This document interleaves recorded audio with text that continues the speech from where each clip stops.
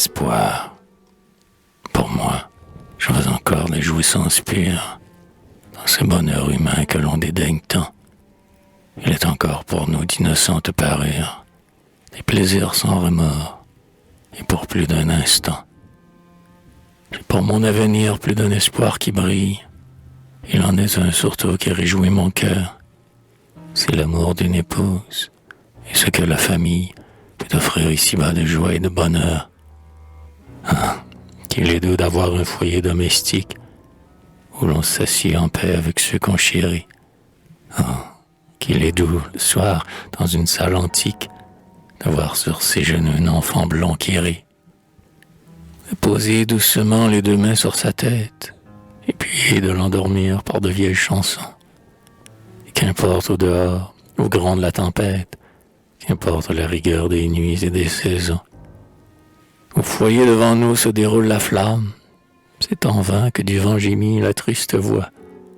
À mes côtés, voici cette âme de mon âme, cet ange de mon cœur, l'épouse de mon choix, qui, vers moi se penchant, s'appuie à mon épaule, telle une tendre fleur à l'écart des jardins, recherchant un abri, s'appuie au tronc d'un saule, en répandant sur lui 1000 parfums divins.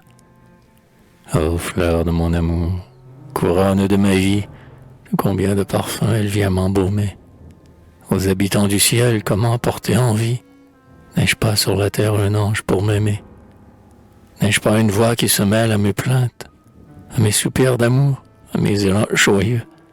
S'il faut souffrir encore, mes peines sont éteintes dans une larme de ses yeux. Heureux qui peut ainsi joindre deux existences, pour la vie et la mort, pour la joie et les pleurs.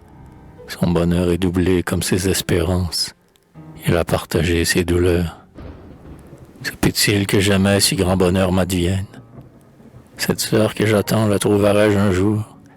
Tant de félicité sera-t-elle la mienne? Et vivrai-je pour tant d'amour? Espérons, espérons. C'est le mot qui console. Espérons, car l'espoir n'est pas fait pour tromper. Le bonheur, s'il n'est pas une vaine parole, toujours ne peut nous échapper. Espérons, espérons, c'est le mot de la vie, le mot de la douleur et celui de l'amour, le mot que dit tout hymne et toute poésie, mais qu'on ne dira plus un jour.